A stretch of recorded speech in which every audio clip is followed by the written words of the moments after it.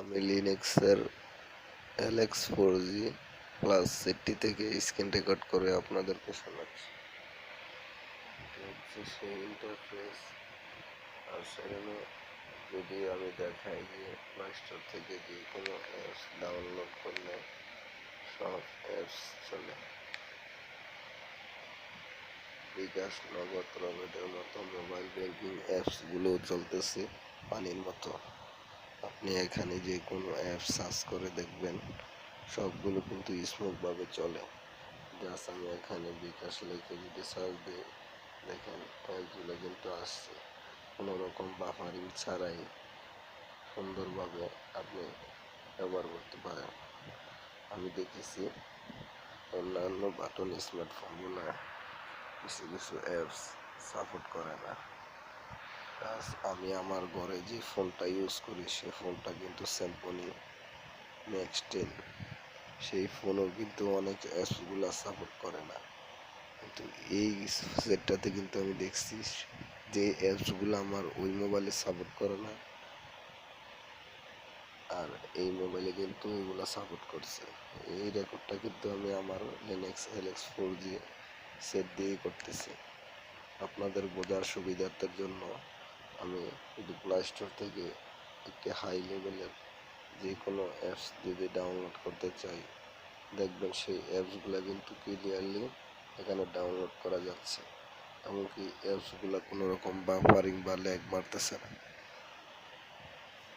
তো আমি এখানে যদি করি আপনাদেরকে দেখানোর জন্য, জাস্ট আমি আমার মোবাইলে যে অ্যাপসগুলো বর্তমানে রানিং করে রাখছি সেই অ্যাপসগুলো আমি একে একে ওপেন করে আপনাদেরকে দেখাবো।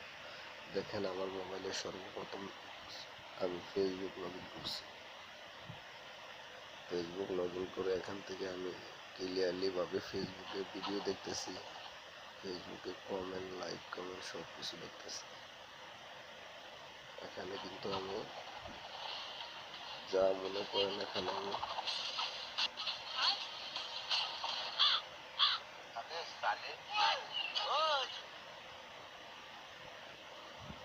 এখানে কোনো রকম ল্যাগ বা কোনো হচ্ছে না। সুন্দরভাবে কিন্তু মোবাইলের স্ক্রিনে কিন্তু আমি চালাচ্ছি। যাক, এটার থেকে বেরিয়ে যাই। আপনাদের বোঝার সুবিধার্থে আমি অন্য একটা অ্যাকাউন্টে ঢুকি। এখানে আমি টিকটক অ্যাপসে দেখতেছি, টিকটক অ্যাপসটা ওপেন হচ্ছে, একটু পরে ভিডিও চলা শুরু হয়ে যাবে। আমি আমার মোবাইলের আমার আইডি দিয়ে লগ ইন করে রেখেছি। আমার মোবাইলের নেটের স্পিড একটু ভালো না, এই কারণে ভিডিওটা প্লে করতে দেরি হতেছে। আপনাদেরকে দেখাচ্ছি যে আমার মোবাইলের দেখেন আমার আইডি কিন্তু ওপেন হয়ে গেছে।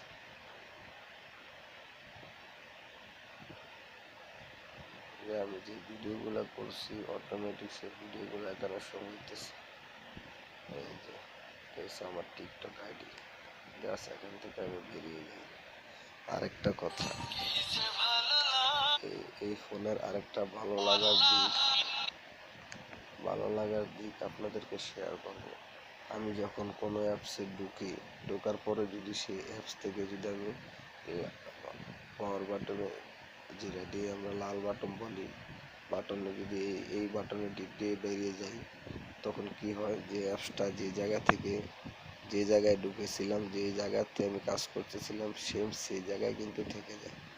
জাস্ট আপনাদেরকে বোঝানোর জন্য আমি আমার এই যে ওয়াইটি স্টুডিও অ্যাপসটা ওপেন করি।